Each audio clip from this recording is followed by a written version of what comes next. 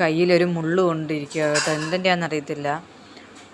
ഇനി മീൻ വെട്ടിയപ്പോഴങ്ങനെ മീൻ്റെ ആണോ അതോ എന്തുവാണെന്ന് എനിക്കറിയത്തില്ല. എന്തായാലും നല്ല വേദനയായിട്ടിരിക്കുമായിരുന്നു, 2 ദിവസമായി.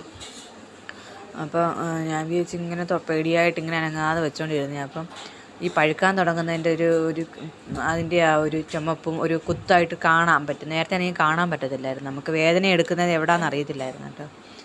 അങ്ങനെ ഇന്നെന്തായാലും രണ്ടും കൽപ്പിച്ച് വൈകുന്നേരം അതെടുക്കാമെന്നൊക്കെ വിചാരിച്ചിങ്ങനെ ഇരിക്കുക.